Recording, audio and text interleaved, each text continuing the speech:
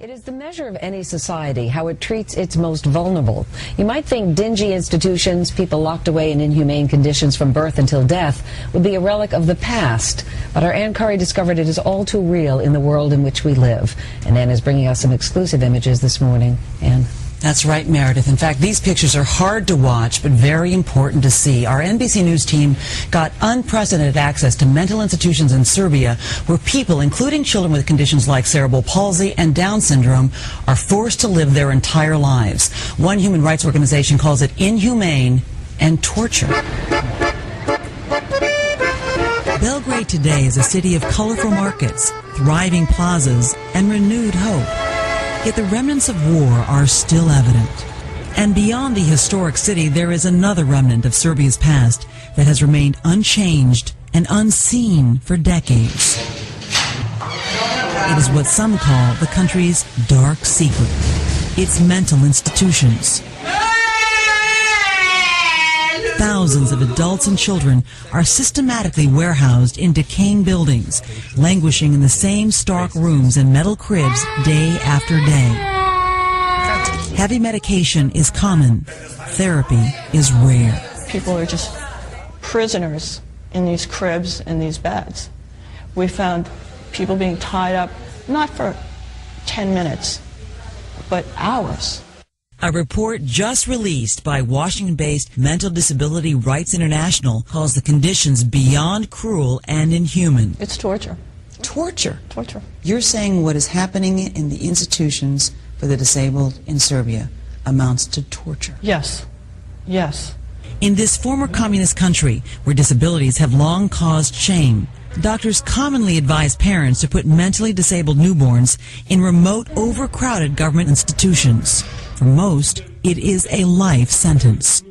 So this is the room where the most severe cases are kept? NBC News gained unprecedented access to some of these institutions.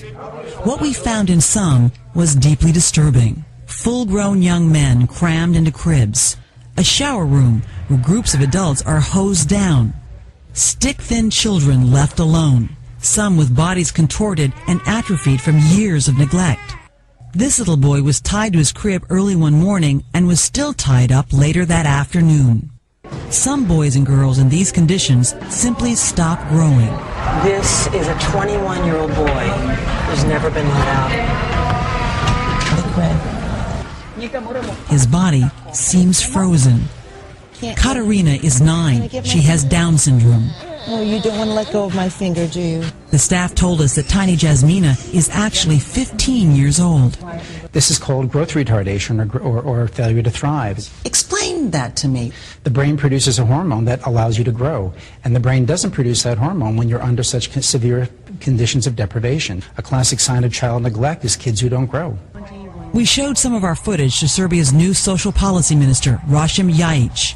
You see children left in beds. So long their legs are atrophying, and the children are tied down.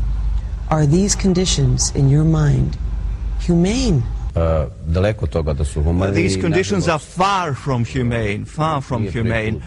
So you agree that it is hurting the children, hurting these people with disabilities to be in these institutions? Absolutely. Of course. This is a situation that we inherited, that came into our hands, and we have to change it.